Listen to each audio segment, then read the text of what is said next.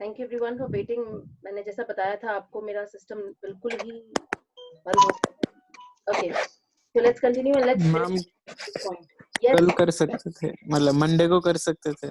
हाँ of course Monday को कर सकते थे अंशुल, मगर मंडे को करने में ना क्या होता कि ये टॉपिक रह जाता है ना, और ये टॉपिक मैं नहीं चाहती हूँ रहे। वैसे भी ये टॉपिक फिनिश होने वाला है, it will not take even 1 or 2 more minutes। Okay, I think let's just finish it. अब बातें और नहीं करेंगे, बस इसे फिनिश कर लेते हैं और उसके बाद हम इसे क्लोज करेंगे। Okay everybody, so let me just share the screen with you. Okay, तो हम बात कर रहे थे राइज इन मैनेजरियल रेम्यूनरेशन की। So we were talking about that anybody who is working, right? So if we are making that person work for an organization which is so developed, which is tackling the changes which are taking place in the environment, so it is very much important that we take care of their pay packages also. So somebody who is skilled is required to be paid good, otherwise they would not be they cannot be retained for a longer period of time. इसीलिए इस case में आप देखेंगे कि जब आपके employees जो थे उस वक्त, उनका जो रेम्यूनरेशन था उनको भी बढ़ाया गया, राइट?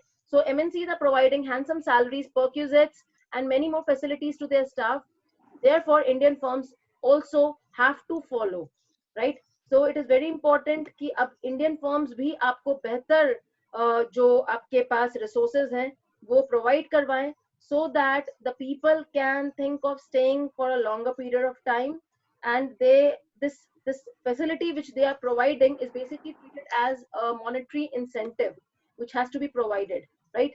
So इसके आगे लिखा हुआ है to retain their employees. In order to do so, the companies are now ready to pay a price. Indian managers are being paid the highest package in MNCs operating in India and abroad, right? Okay. Perquisites का मतलब क्या होता है? Perquisites का मतलब होता है वो benefits जो कि business provide करता है, organization provide करता है अपने employees को, right? So perk can be since I'm using the word benefit, तो आप मान लीजिए जैसे कि आपको अभी मीटिंग अटेंड करने के लिए भेजा जाए, उसके लिए आपको एयर टिकट दिया जाए या रेलवे टिकट दिया जाए, तो वो आपकी पर्क कहलाएगी। या फिर आपको अभी काम करने के लिए लैपटॉप दिया गया है, दिस इज पर्क। आपको घर जाने के लिए गाड़ी दी गई है, पर्क, राइट? तो ये सारी पर्क्स होते हैं, यानी कि पर्क को ही टैक्सेशन की लैंग्वेज में हम कहते हैं पर्क्विजिट्स। ओके, आगे चलते हैं। Next is cooperation with labour union. Okay, we have already identified the importance of labour. तो अब यहाँ पर जब हम अपने प्रिंसिपल को याद करेंगे, और प्रिंसिपल्स में हमारी बात कर रहे हैं हम, जो प्रिंसिपल था that is cooperation not individualism, right? And harmony not Discord.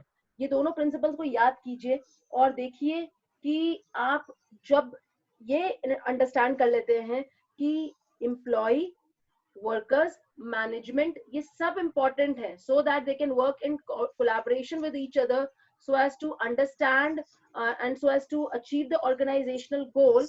उस केस में the cooperation it becomes very important। मतलब अगर आप लेबर के साथ जो लेबर की जो डिमांड्स हैं, जो रिक्वायरमेंट है, उनको आप फुलफिल नहीं करेंगे तो क्या करेगी लेबर करेगी स्ट्राइक, और उससे होगा नुकसान।